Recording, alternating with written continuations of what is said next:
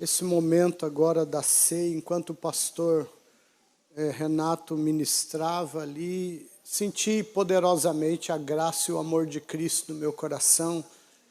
É algo inexplicável esse momento, né?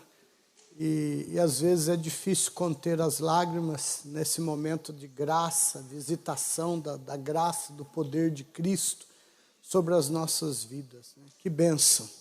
O Senhor tem estado, está entre nós e tem manifestado, né, o seu poder e a sua graça sobre a vida destas igrejas aqui representadas. Amém?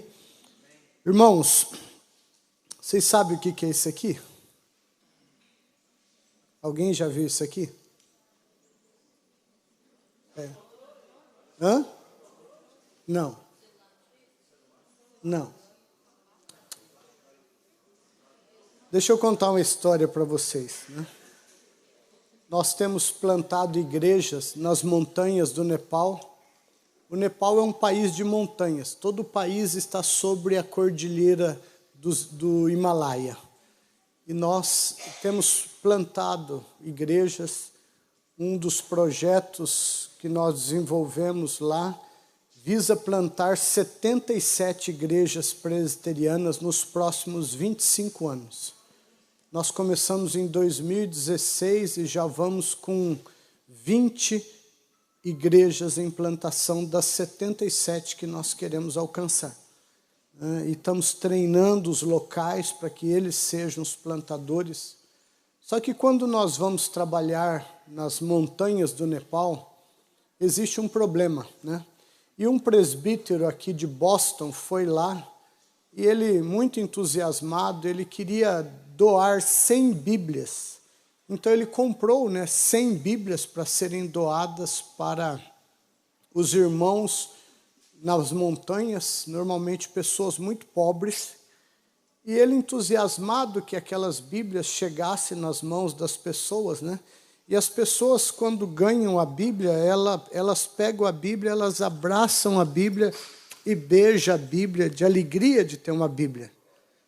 Só que aí o obreiro, o plantador de igreja daquela montanha onde nós viajamos horas e horas para chegarmos lá, por caminhos na beira de precipício, que se caísse o carro ali, acho que não achava nem o carro mais lá para baixo, entendeu? E aí as pessoas felizes de ter a Bíblia, mas aí ele olha para nós e fala assim, elas amam a Bíblia, mas elas não sabem ler.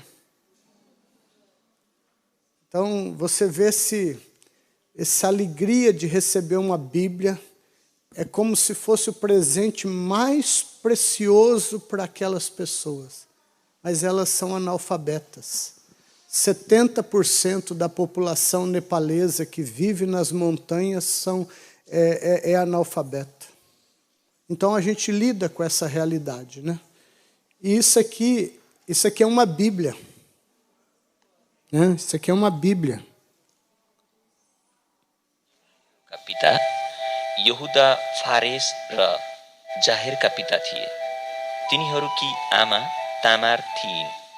Fares हेस्रोनका पिता, हेस्रोन आरामका पिता, आराम अम्मीनादाबका पिता, अम्मीनादाब नहसोनका पिता, नहसोन सलमोनका पिता, सलमोन बोअजका पिता थिए। तिनकी आमा राहाब थिइन्। बोअज ओबेदका पिता थिए। तिनकी आमा रुथ थिइन्। Então isso aqui é a única oportunidade que muitos têm no Nepal de escutar a palavra de Deus, né? E eu descobri isso há pouco tempo, dias atrás que eu descobri esse aparelhinho, né? E ele pode comportar até 170 línguas diferentes e versões da Bíblia diferentes para diferentes povos, né? E quando a gente dá um desse para um nepalês analfabeto, ele cola na orelha. Ele fala, mas por que não baixa a Bíblia do celular e escuta? Porque não tem internet nas montanhas, entendeu? A conexão ou o sinal é muito ruim, raramente tem sinal. Então, não existe essa possibilidade, né? E fora que um smartphone é algo muitas vezes inacessível para as pessoas que vivem num estado de pobreza profundo nas montanhas do Nepal. E eu não costumo fazer isso, irmãos, mas esse aparelhinho custa $12,50. Se você quiser abençoar irmãos das montanhas do Nepal, doando uma ou duas Bíblias dessa para eles, vai ser uma bênção. Vai fazer diferença no crescimento espiritual deles, no conhecimento da palavra de Deus. Só um, né? E é verdade, além do carregador USB, ele tem uma placa solar atrás também, né? E nós doamos um desse, nós estamos fazendo a caminhada agora para o Base Camp, e nós doamos um desse para o guia, e ele não era cristão. E ele ficou tão feliz, e ele pendurou na mochila dele atrás, ligava, e ele ia escutando a Bíblia durante o dia de caminhada. Boa parte, às vezes, ele passava escutando a Bíblia e deixando atrás assim para carregar com a luz do sol também. Então, é muito bom em lugares da montanha que não tem energia elétrica. Isso aqui também facilita, porque tem essa pequena placa solar e realmente carrega muito rápido. É uma placa muito boa, ok? Muito bem. Vamos lá? Qual que é a ordem do rei? Fazer discípulos. Você é um discípulo ou um crente? Nós temos meditado sobre isso. Porque discípulos fazem discípulos para Cristo. Crentes são híbridos, eles não reproduzem. Mas discípulos, eles têm a capacidade de fazer novos discípulos para Cristo, porque para isso nós fomos, chamados. Por favor, poderia, Ricardo, colocar o PowerPoint para nós? E deixa eu avançar aqui.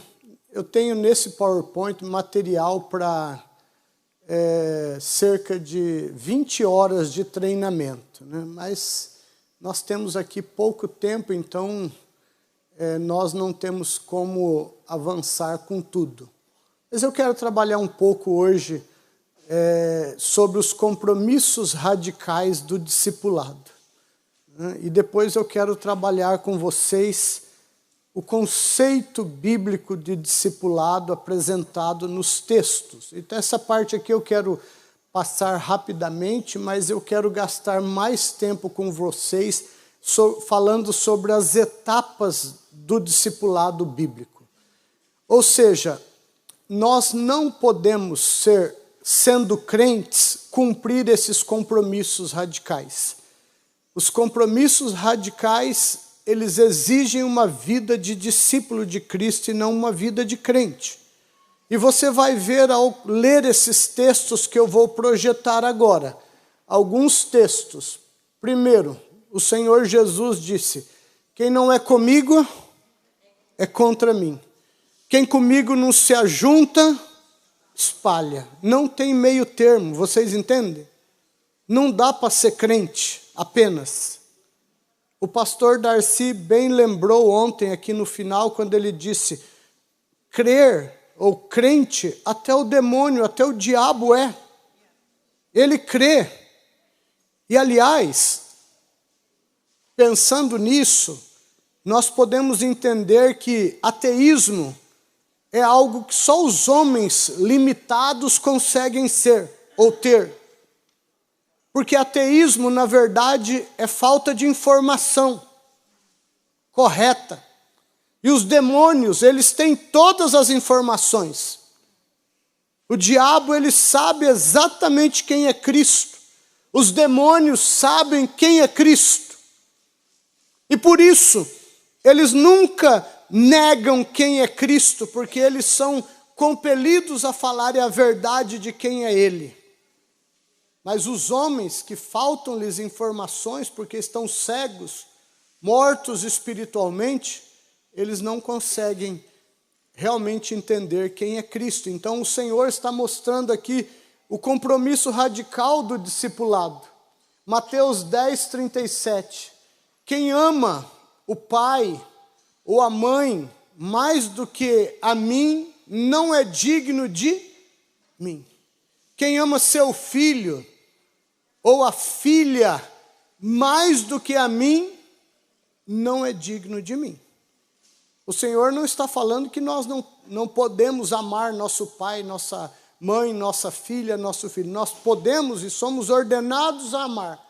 Mas Ele está dizendo, eu não aceito que você ame ninguém mais do que a mim. Se você quiser ser meu discípulo, você vai ter que me amar sobre todas as coisas.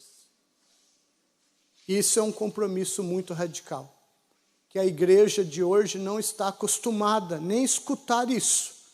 E ele diz, e quem não toma a sua cruz e não segue após mim, não é digno de mim. Quem achar a sua vida, perdê-la. E quem perder a sua vida por amor de mim, achá-la. E ele continua mostrando a radicalidade do discipulado.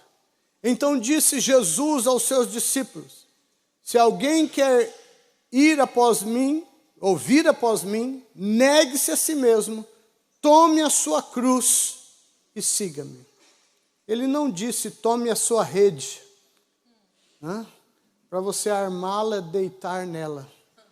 Ele disse, tome a sua cruz. O discipulado exige morte, renúncia, porque sempre os nossos interesses vão conflitar com os interesses de Cristo. Por isso nós precisamos morrer para nós mesmos. Da mesma forma, qualquer de vocês que não renunciar a algumas coisas que possui, não pode ser meu discípulo. Da mesma forma, qualquer de vocês que não renunciar a algumas coisas que possui, não pode ser meu discípulo. Tá certo? Não. O que tem que renunciar? A tudo. Lembra do que o Billy Graham falou? A salvação não te custará nada, mas o discipulado te custará tudo. Não foi Billy Graham que disse isso. Quem disse isso? Jesus. Ele está dizendo que o discipulado custará tudo a você. Mas pastor, se eu renunciar tudo, eu vou ser uma pessoa infeliz, frustrada, eu não vou ter nada. Você não entendeu ainda. No reino de Deus, quem perde, o que acontece? Ganha. Porque nós servimos um Deus o quê? Justo. Esse é o princípio do Evangelho. É renunciando que você ganha. É renunciando que você vai ver a bênção de Deus vir sobre você. Deuteronômio 28, quando Moisés está terminando ali a lei, a entrega da lei, o Senhor fala para Moisés, vamos recapitular. E o capítulo 28 fala sobre bênçãos e maldições. E Deus começa falando assim por boca de Moisés. Se você guardar os meus mandamentos, estatutos, todos os meus preceitos, se você observá-los, se você colocá-los como prioridade na sua vida, as minhas bênçãos te alcançarão. Interessante. Sabe qual que é a ideia dessa palavra ali no original? Elas vão correr atrás de você. Você vai estar tão abnegado por mim, lutando por mim, pelo meu evangelho, pelo meu reino, e eu vou fazer minhas bênçãos correrem atrás de você. Só que nós, como crente, vivemos fazendo o contrário, nós vivemos correndo atrás das bênçãos. E muitas vezes nós não as encontramos. Ou quando as encontramos baixo um preço caríssimo. Que renunciamos família, renunciamos tudo, igreja, vida devocional, para correr atrás dos nossos sonhos e construir o nosso próprio reininho nesse mundo caído. Você perdeu se você vive assim. Mas se você abrir mão, resignar tudo, renunciar tudo por Cristo, o Senhor Jesus está dizendo: as minhas bênçãos te alcançarão. Você pode até querer fugir delas, mas você não escapará das minhas bênçãos. Mas nós invertemos tudo. E o que o Senhor quer é renúncia de tudo. Não é de 70%, não é de 80%, não é de 90%, não é de 95%, não é de 99%. Ele quer renúncia do quê? 100% por Ele. E se você não fizer isso, você não pode ser meu discípulo. Você pode ser crente. Você pode ser membro de uma igreja. Para ser membro de uma igreja se exige muito pouco. Mas para ser meu discípulo, você vai ter que renunciar tudo. Porque se você não renunciar tudo, você não pode ser meu discípulo. Ele não está dizendo, talvez eu vou aceitar você com 70%. Não, ele está dizendo, não pode ser. Não pode ser meu discípulo, se não renunciar tudo. Morrer. Não se morre 70%. Você já viu um morto 70% morto? Tem 70% morto? Tem 80% morto? Tem 90% morto? Não. É morto. Para estar morto tem que estar 100% morto. Então, ele está colocando isso. Lucas, uma grande multidão ia acompanhando Jesus, e este voltando-se para ela, disse: se alguém vem a mim e ama seu pai, sua mãe, sua mulher, seus filhos, seus irmãos, irmãs, e até a sua própria vida mais do que a mim, não pode ser meu discípulo. Parece que essas coisas estão veladas aos nossos olhos, irmãos. Parece que nós não conseguimos ler isso e entender isso. Essa formação como crentes nos cega ao ponto de nós olharmos para isso e não conseguirmos entender. E sabe o que aconteceu quando a multidão escutou isso de Jesus? Sabe o que aconteceu? A multidão fez o quê? Deu linha na pipa.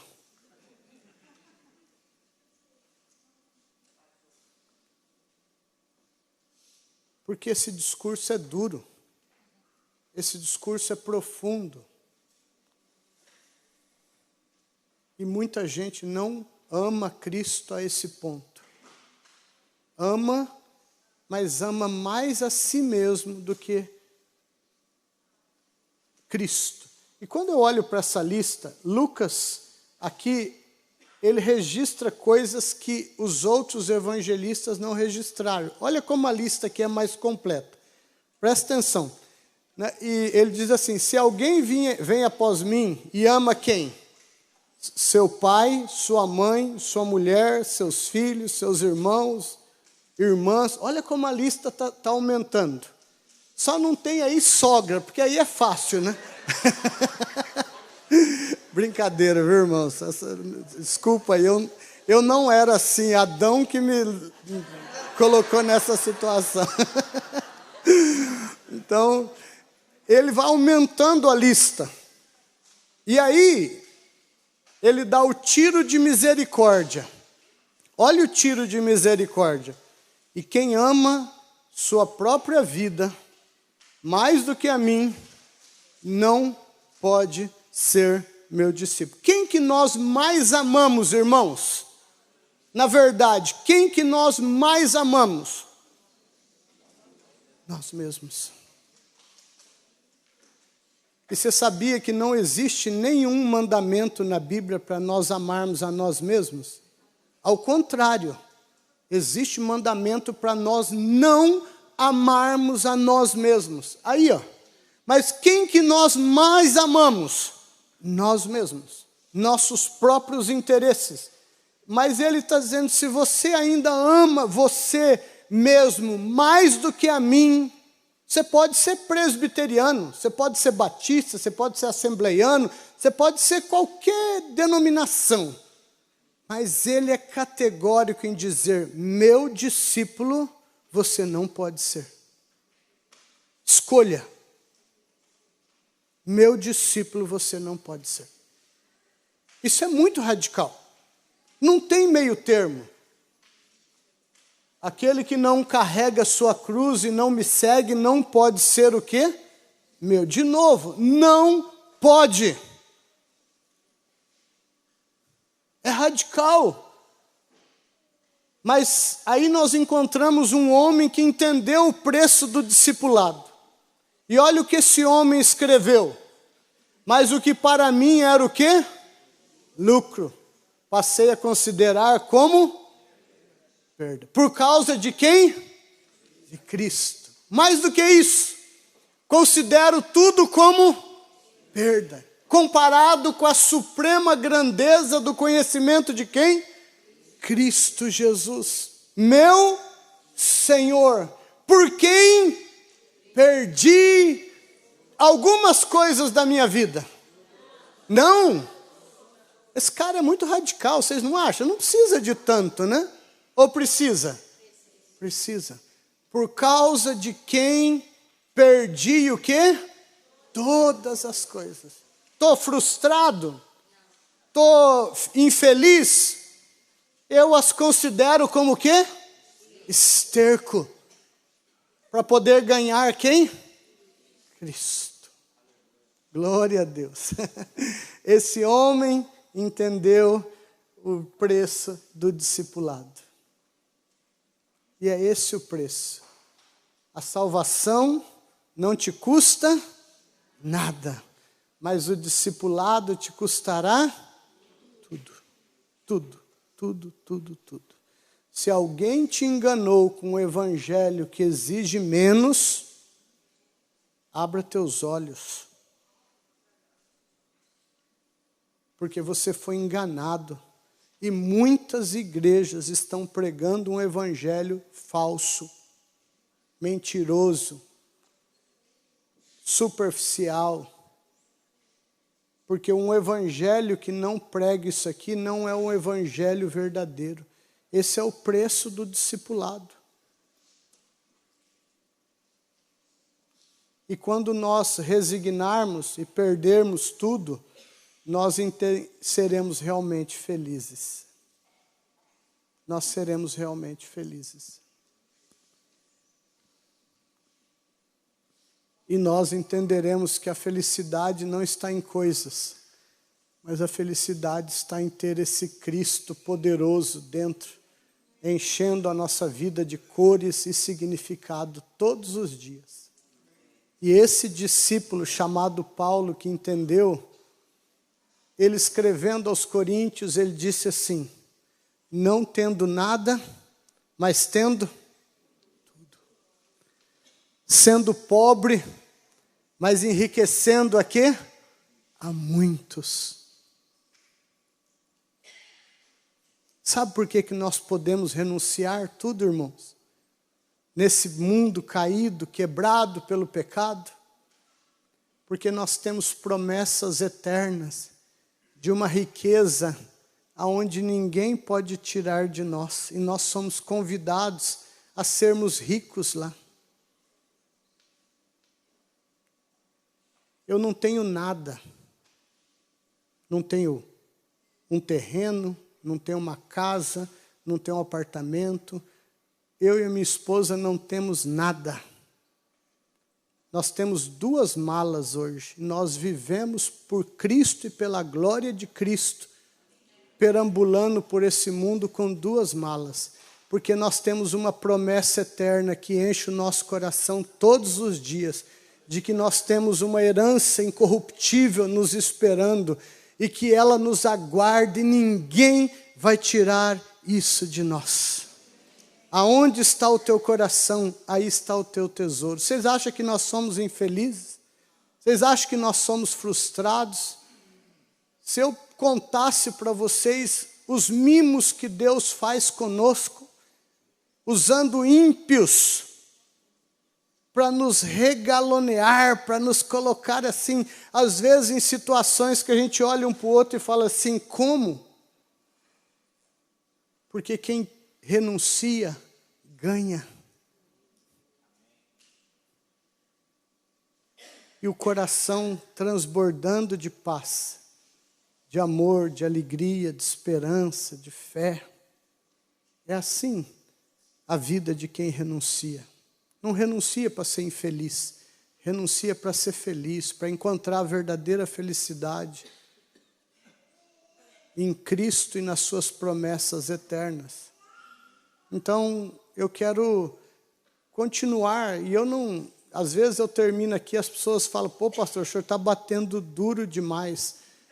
Desculpa, eu não estou batendo duro, eu estou apanhando também, porque isso também bate em mim. É o preço. É o preço, e é para mim, é para você, mas por que às vezes nós reclamamos que está batendo? Porque às vezes nós estamos agarrados a coisas que nós não queremos renunciar. E não quer dizer que você tem que largar tudo, ter voto de pobreza. Não, isso é uma coisa que Deus não exige. Você pode ter suas coisas. O que o Senhor está falando é que você não pode amar isso mais do que a Ele. Isso não pode tornar prioridade na tua vida. Você tem que ter, e o que você tem precisa existir para a glória de Cristo, para que o Evangelho seja conhecido, para que Cristo seja conhecido e glorificado. Se Ele te dá dinheiro, seja generoso com a obra dEle. Invista, faça o possível para que Cristo seja conhecido. Eu me lembro que nós estávamos plantando uma igreja na periferia de Guarulhos, eu e a Tânia, no meu tempo de seminarista, e nós fomos colocados num bairro com uma casa, uma chave, e o conselho da igreja falou assim, plante uma igreja, vá bater de porta em porta, vá trabalhar, e nós íamos sexta, sábado e domingo ali, e Deus começou a salvar pessoas, e nós já tínhamos ali um grupinho de mais ou menos umas 15 pessoas trabalhando, e os irmãos ali, nós alugando aquela casa, mas aquela casa não era um lugar adequado. E eu falei para aqueles irmãos, vamos orar, pedindo a Deus um templo, um lugar que nós possamos congregar com melhor estrutura, e nós possamos ter espaço adequado. E todos olharam para mim e falaram, mas pastor, nós somos 15, como nós vamos nem comprar um terreno a gente consegue? Eu falei, mas não, quem disse que o dinheiro virá de nós? Quem que é o dono de tudo? Quem que é o dono desse bairro inteiro? É Ele, é o dono da igreja, vamos falar com Ele. E nós decidimos fazer um mês de oração e jejum por um lugar. 30 dias depois nós fomos para aquela casa como igreja, aquele grupinho, nós fizemos uma panela de sopa, e aquele dia nós entregamos aquele jejum e aquele momento de oração, e nós fomos para casa, dormimos, no outro dia viemos domingo pela manhã para a escola dominical. Depois que terminou a escola dominical, nós estávamos na calçada, assim, nos preparando para ir embora, e encostou um carro assim, e esse carro desceu uma senhora de uns 70 anos, e ela chegou assim e falou, quem que é o líder aqui? Aí apontaram para mim, ela chegou até mim, e ela olhou para mim e falou assim, vocês estão orando por um espaço, por um templo? Eu falei assim, nunca tinha visto a cara daquela mulher antes na minha vida, né? E eu falei assim, como que a senhora sabe? Ela falou, não te interessa. Eu falei, nossa, educação aqui, né? Ela falou assim, entra no carro aí comigo. E ela tinha um rapazinho mais novo, estava dirigindo para ela. Eu falei assim, entro? Aí a Tânia falou, como é que você vai entrar no carro com quem você nunca viu? Eu falei, não sei, mas eu acho que eu tenho que entrar nesse carro aí. Fiquem aí orando por mim, né? Qualquer coisa, vocês procuram o corpo aí na periferia depois. Aí entrei, fui lá, ela andou comigo no bairro lá, chegou, parou num lugar assim, desceu do carro, falou, desce, eu desci. Ela olhou, mostrou assim, esse é o lugar que Deus mandou eu entregar para vocês.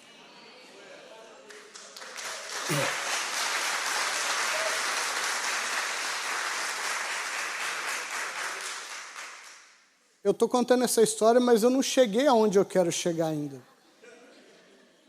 Aí, ela pegou, olhou assim e falou, esse prédio aqui é para vocês usarem para a igreja. Era um terreno grande, uma grade, o terreno livre na frente e no fundo um prédio de 3 andares.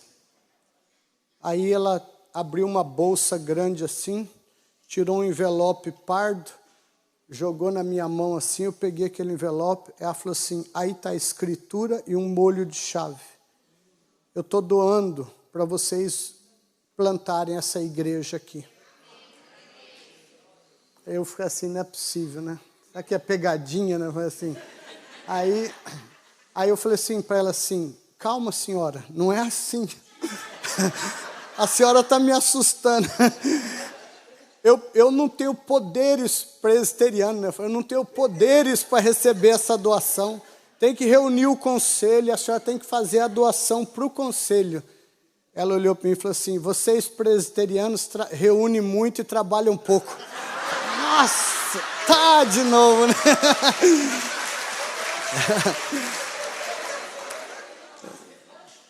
Aí eu falei, toma besta, né?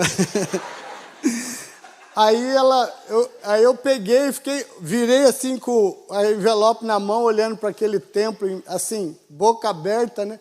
Quando eu vi, ela entrou no carro e sumiu, me largou lá, nem me deu a carona de volta. Que absurdo, né? Me dá um templo e não me dá uma carona de volta, né?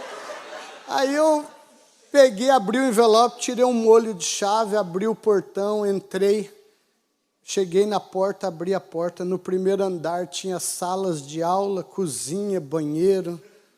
Aí eu subi, no segundo andar tinha um templo com bancos de madeira, púlpito, gasofilácio, mesa de santa ceia, tudo cheirando novo, madeira nova. Subi no terceiro andar, um salão social com várias coisas, né? E aí eu desci, fechei tudo e voltei a pé lá para o lugar onde estavam intercedendo por mim, né? Aí cheguei lá, eu conto para os irmãos, eles olham para a minha cara e falam assim, você está zoando com a gente, né? Eu vou lá, nós oramos ou não oramos? Jejuamos e agora não vamos receber a bênção? Eu falei, vamos caminhando lá. Aí fomos todos caminhando para lá. Chegamos lá, abrimos, mostrei para eles, eles choravam.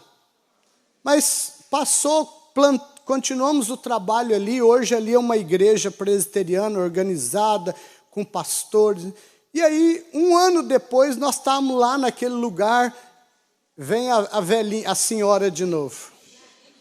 Passa assim, entra, não fala com ninguém, olha tudo, tinha umas 65 pessoas já na igreja, um ano depois. Aí ela chega perto de mim e fala assim, vamos comigo no outro lugar ali? Eu falei, vamos.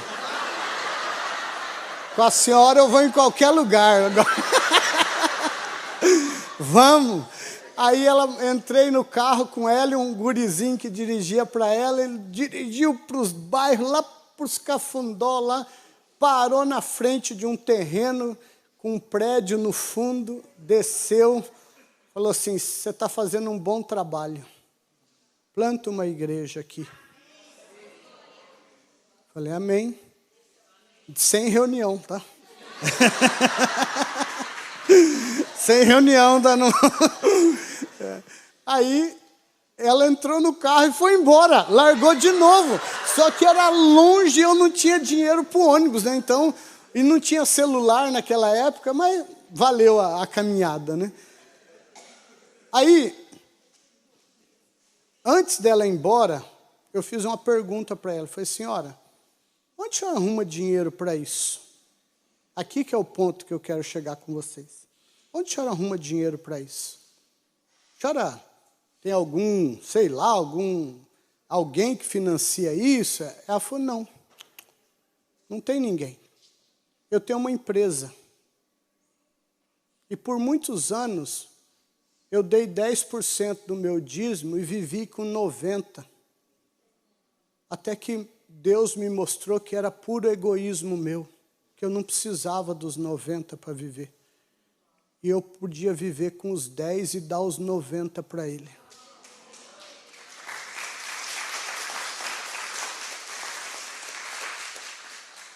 Eu falei, a senhora vive com os 10? Ela falou, sim.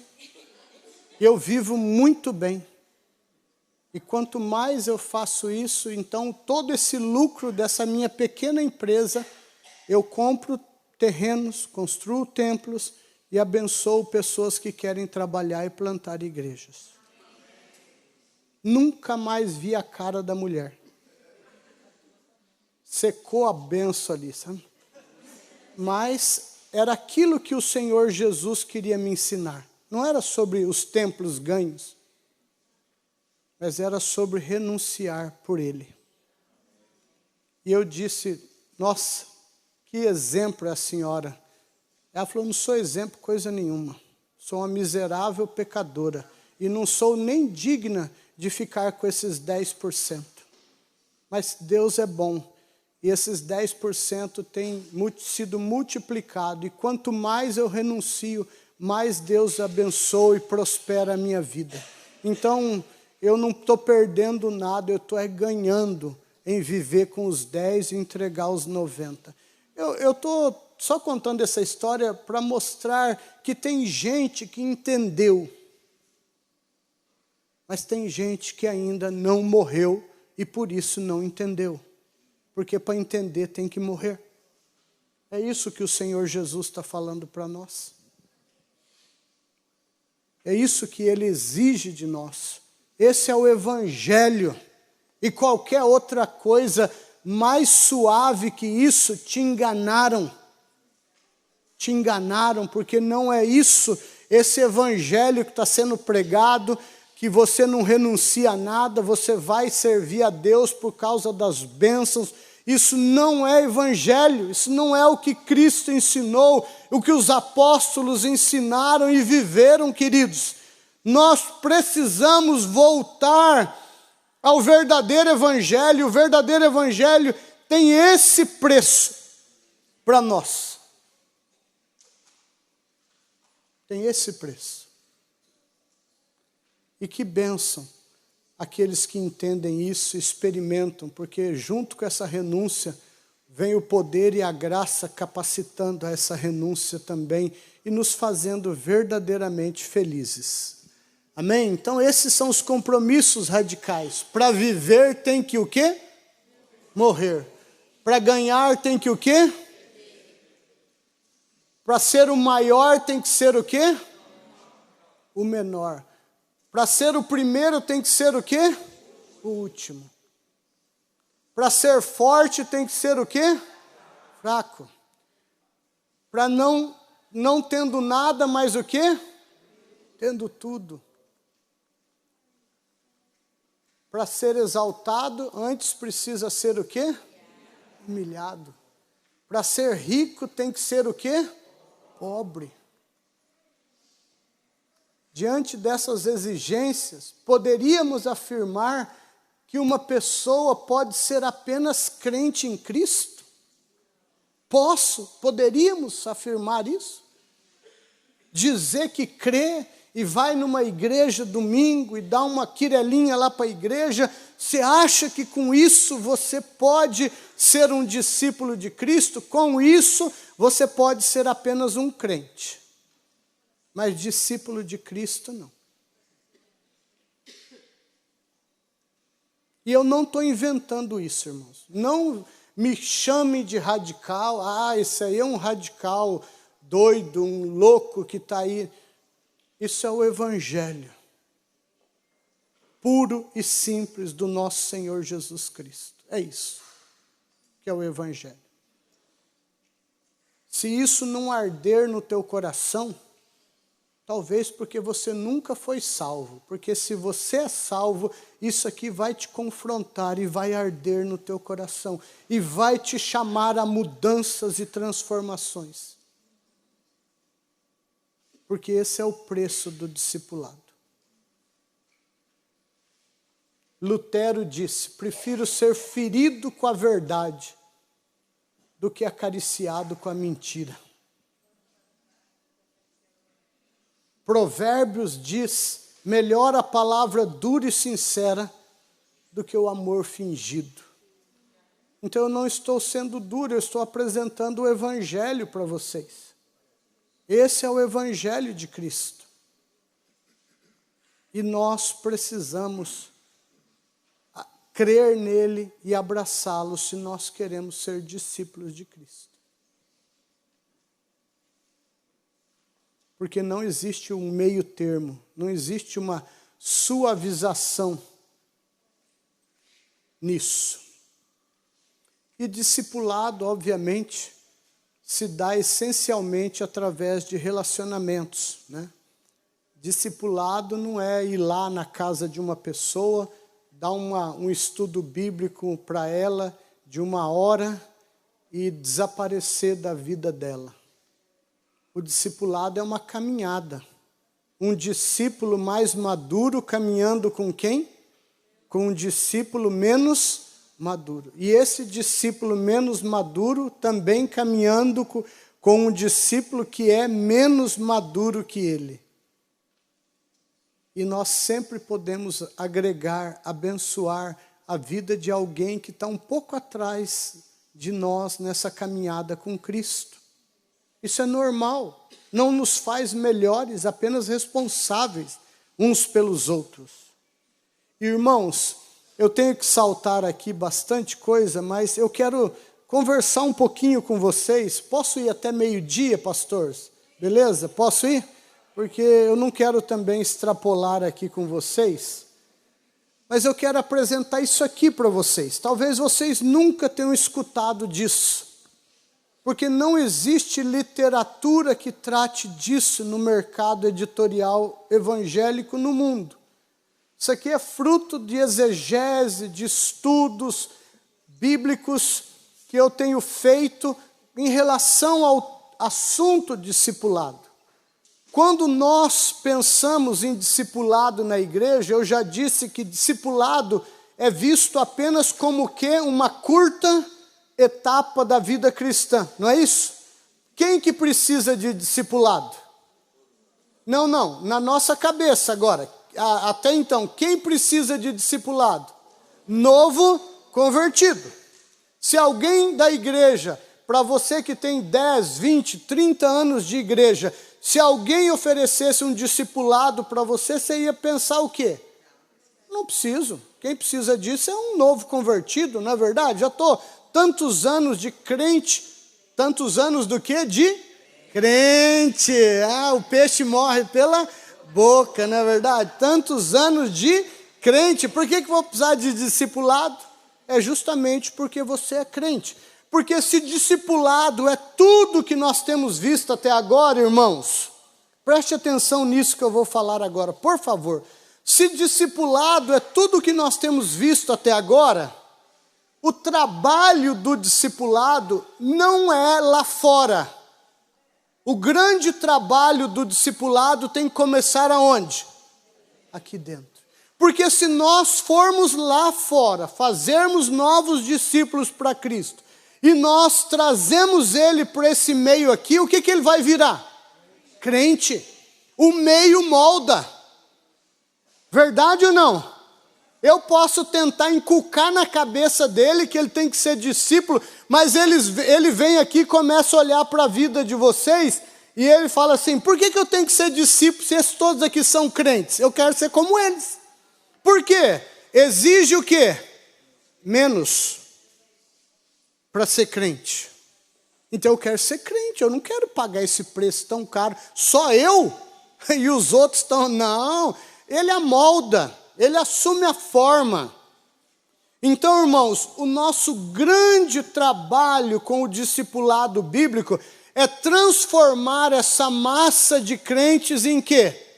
Discípulos. Para que quando nós formos lá fora, fazermos novos discípulos e trazermos eles para cá, eles vão olhar para nós, para a nossa vida de discípulos, e eles vão querer ser o quê?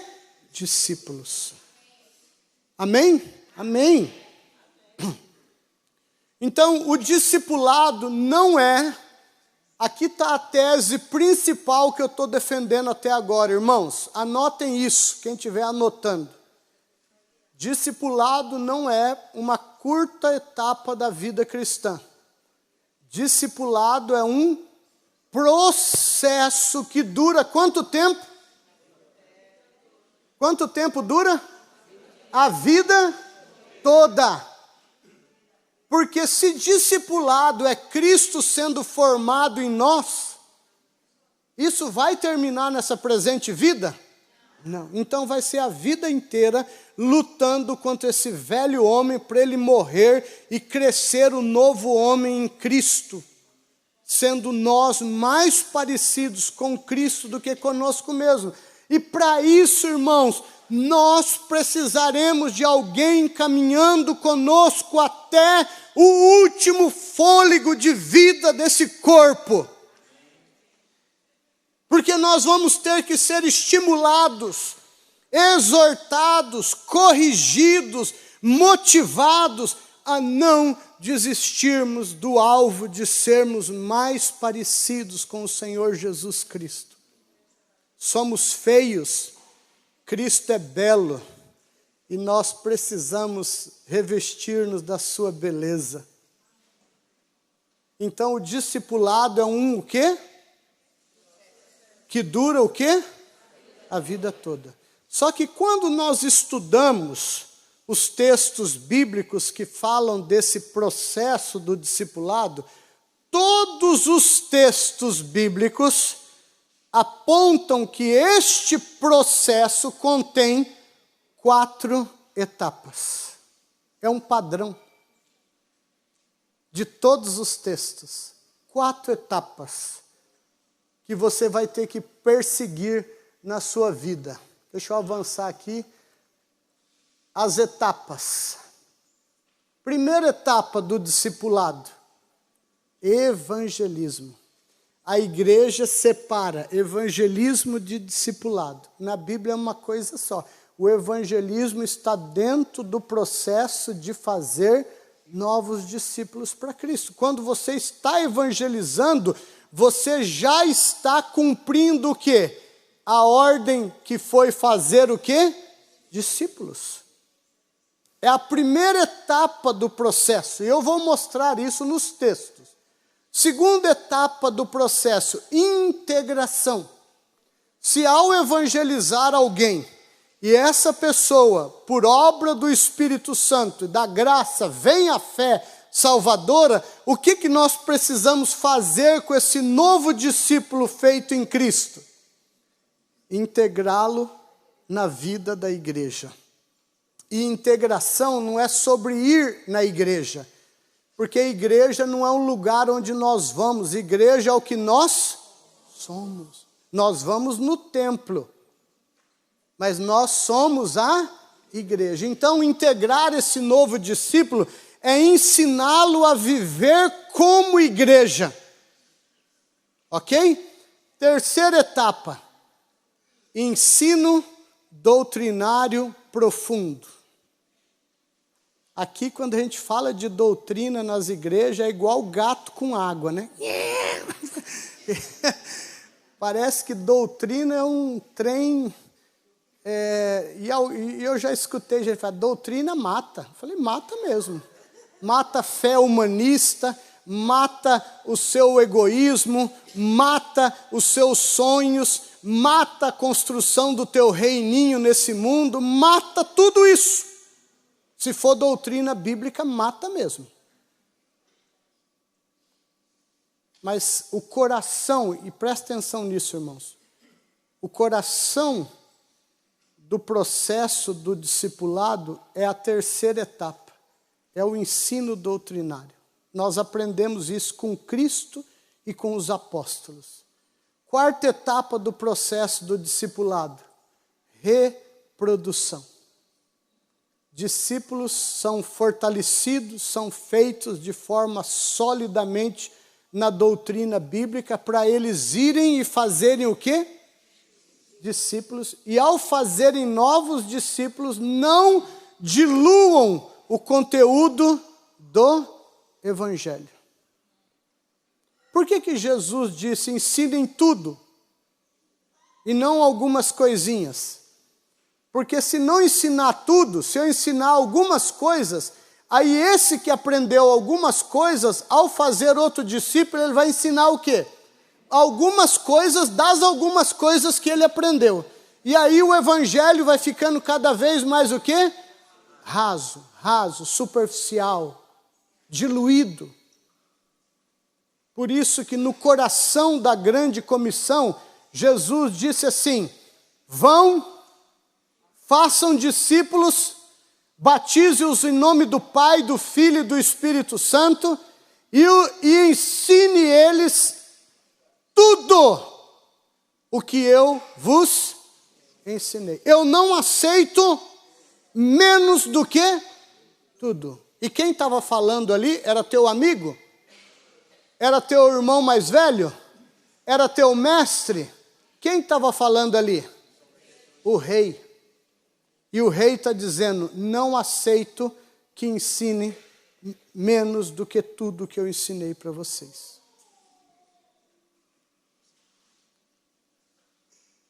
E sabe, irmãos, as igrejas evangélicas são analfabetas de doutrina. Pega o crente, bota ali e fala para ele defender a fé dele. Quantos jovens vão para a universidade, chegam na universidade, o professor ateu, agnóstico, passa 1h30, 2 horas, fazendo chacota da fé dele, zombando da Bíblia, e o jovem crente está o quê? Caladinho, porque ele não é capaz de fazer nenhuma objeção àquele professor ateu ou agnóstico. Nosso filho estudando na faculdade na Nova Zelândia, matéria era anatomia. O professor estava 1 hora atacando a Bíblia. E sabe qual que era a frase que ele usava constantemente? The Bible is bullshit. Desculpa o palavrão, mas era o que ele falava. E aí nosso filho levantou a mão e falou, professor, o que tem a ver a anatomia com o senhor atacando a minha fé 1 hora? Ele falou assim, aqui é a universidade, garotinho. Acabou high school.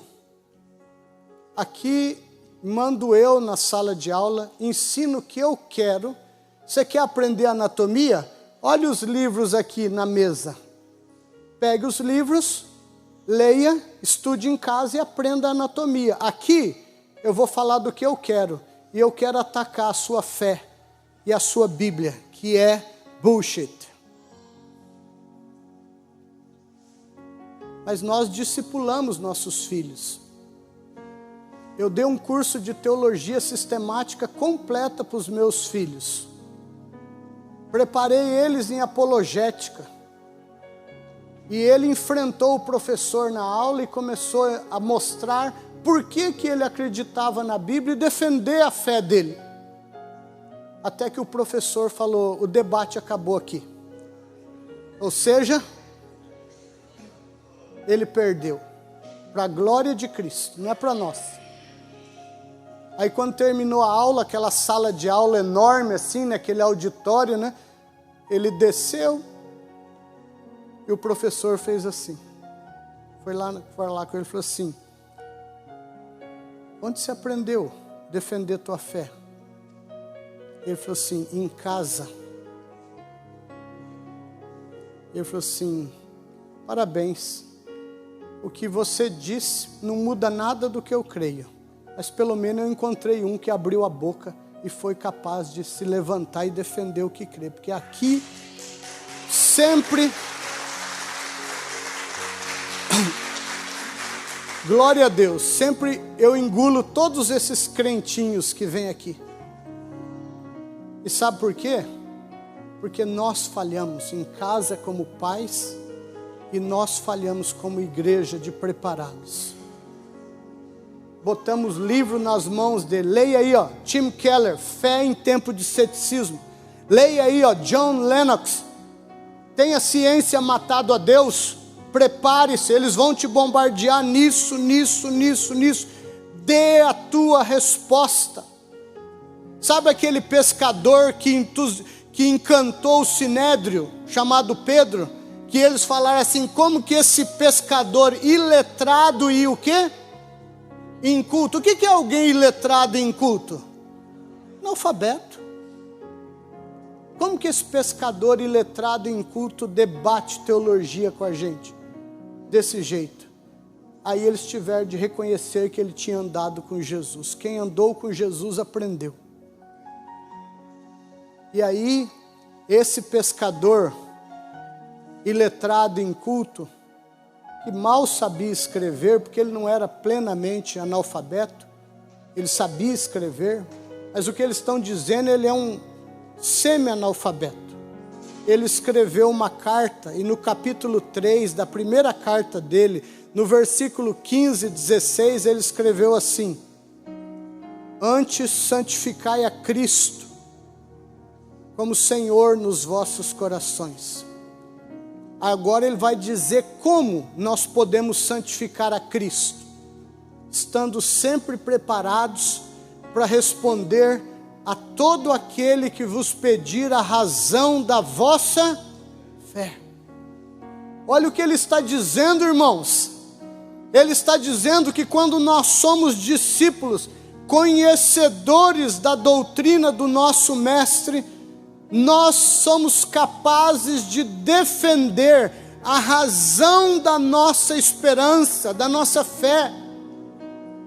E quando nós fazemos isso, ele disse: nós santificaremos a Cristo. Como santificar alguém que já é plenamente santo? Então talvez a tradução aí não seja a melhor. A melhor seria: antes glorificai a Cristo. Porque quando eu sou um discípulo preparado nas Escrituras, capaz de defender a minha fé, eu vou glorificar a Cristo. Mas se eu não for, eu vou envergonhar a Cristo. E é isso que tem acontecido. Quando o nosso filho retornou da universidade, no final do primeiro semestre, ele sentou comigo e com a Tânia e ele disse assim: pai e mãe, sabe por que eu sou crente ainda hoje? Duas coisas: pela graça de Deus. Segundo, porque vocês me ensinaram aqui em casa as doutrinas das Escrituras Sagradas e me prepararam para fé dentro da universidade. Porque quando eu cheguei lá, pai, eu procurei quem era cristão e convidei eles para reunirmos uma vez por semana para lermos a Bíblia, orarmos, fortalecer-nos mutuamente ali. E eu encontrei 10 que toparam. Só que dos 10, pai, que eu me incluo, no final do primeiro semestre, 8 se declararam ateus. 8 se declararam ateus. E os que não às vezes se declaram ateus, saem tão enfraquecidos na fé da universidade, que vão viver como crentes mais ralos possíveis, com compromissos fraquíssimos com a igreja, pífios. Perdemos Mas nós perdemos, primeiro, não foi na igreja, perdemos dentro de casa. Porque a tarefa de discipular nossos filhos não é da igreja, primariamente. A tarefa é de quem? É nossa. E depois perdemos dentro da igreja, porque não estamos ensinando as doutrinas com solidez. E aí o pescador termina dizendo assim, ele disse, antes glorificai a Cristo, estando o quê? Sempre o quê? Preparados para responder a todos quanto vos pedir a razão da vossa esperança, fé. Aí ele vai dizer como fazer. Fazendo, todavia, a defesa da fé com mansidão. Não é beligerância. Não é ser, sabe, faca no dente, sangue nos olhos para atacar as pessoas. Atacar a religião das outras pessoas. Não. É fazer com mansidão e... O que mais? Fazendo, todavia, com mansidão e temor, de forma que naquilo que falam contra vós outros, fiquem envergonhados os que difamam o vosso bom procedimento em Cristo. Perfeito. Perfeito. Então, pais, discipulem seus filhos. Maridos, discipulem suas mulheres. E pai e mãe juntos, discipulem seus filhos. Ensine as escrituras com profundidade, prepare-os para que eles enfrentem o humanismo das universidades e rejeitem o humanismo das universidades que tira a glória e o poder de Cristo da vida deles. E preparando-os assim, eles farão discípulos sólidos para Cristo. Eu queria pelo menos mostrar aqui, já está terminando o tempo, eu vou parar meio-dia. Mas olhem para a grande comissão, os 2 textos da grande comissão. Quando você lê, você vê as 4 etapas na grande comissão? Tem evangelismo na grande comissão? Tem integração na grande comissão? Tem ensino doutrinário na grande comissão? Tem reprodução na grande comissão? Tem. Vamos vê-los rapidamente. Evangelismo. Disse-lhes, vão pelo mundo todo e preguem o quê? O evangelho. O que é isso? Evangelismo. Integração. Batizando-os em nome do Pai, do Filho e do Espírito Santo. O que significa batismo na Bíblia? O que significa a palavra batismo na Bíblia? Significa só uma coisa. O significado teológico, bíblico da palavra batismo é iniciação.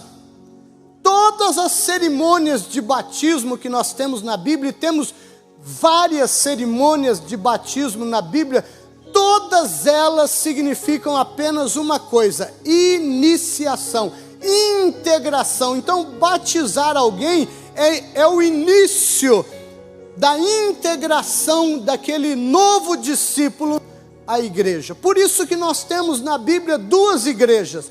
A igreja invisível, para entrar nela tem um batismo. Qual que é o batismo que nos põe na igreja invisível? O batismo com o Espírito Santo.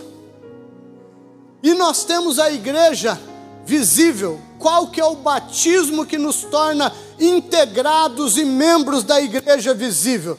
O batismo com água. Porque batismo simplesmente significa integração. Eu vou falar disso talvez um pouco mais à noite. Tem ensino doutrinário? Ensinando-os a obedecer algumas coisinhas daquelas que eu ensinei a vocês. Não, ensinando-os o quê? Tudo. Quantas horas mais ou menos foi de curso bíblico com Jesus? 8.000. Sabe o que dá para fazer com 8.000 horas no mundo acadêmico hoje? Bacharel, mestrado e doutorado. Entende por que os 2 pescadores estavam dando baile nos doutores da lei no Sinédrio?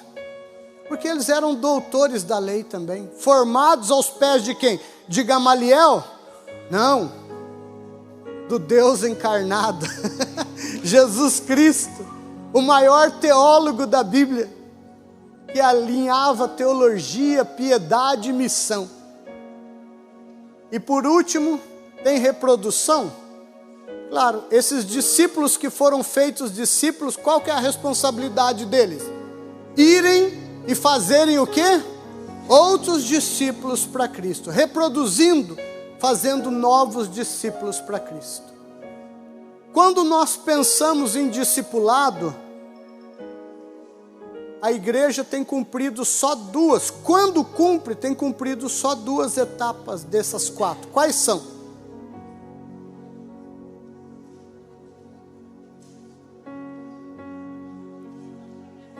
A primeira e a segunda. Parou aí?